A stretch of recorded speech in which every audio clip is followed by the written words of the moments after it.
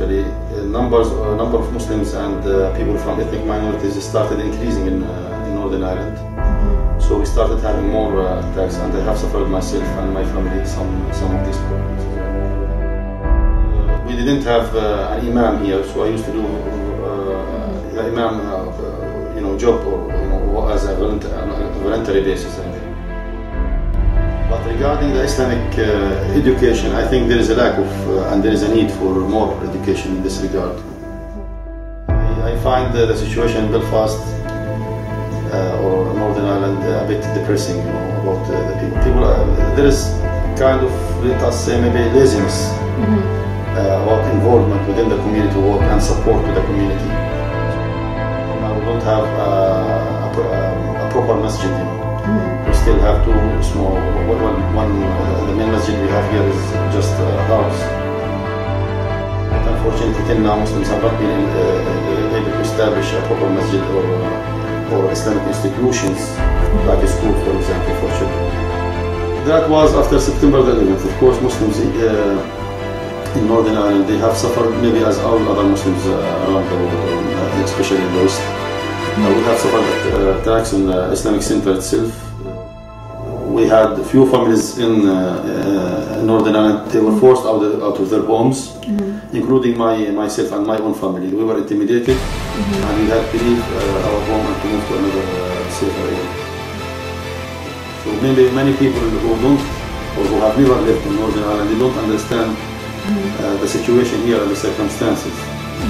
There is a culture of fear. There is, yes, they say, there is a deep division within the community in Northern Ireland here between, sectarian or on sectarian lines, and these sectarian issues, they have switched to become racial issues.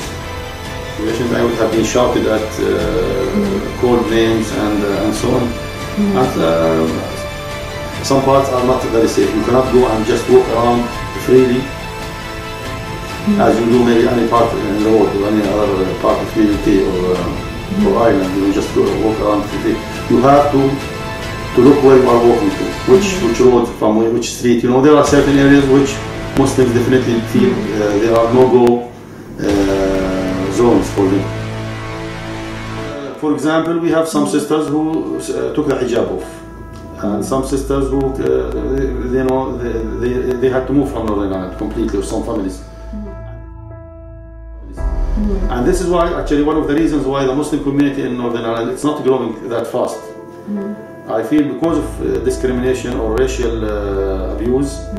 And the other thing is because there are not enough institutions to serve Muslims here. So this is why people keep coming here. After a while, they are moving, especially when they have children. There are not enough education for Muslim children here. What do you think about the event that I'm organising? Do you think it will be beneficial for the Muslims in Northern Ireland? Of course, I'm sure it's very, very beneficial, and it's going to be very good, because anything which will help non-Muslims here to understand more about Islam and to know Muslims more closely, that will help more. The people at the beginning, they were like kind of I don't know, skeptical or suspicious what this man is going to say, whatever. But at the end, you feel people were relaxed. Well, we didn't know this. Very interesting to know the similarities between Islam and Christianity, what we have in common, and things like that. Unfortunately, Islam is very misrepresented in the West, as you know, in the media. So the only way for us is to approach people and to talk to them in this level. So I think that's very useful. I wish this event to be very successful, and may Allah make it easy for you, inshallah.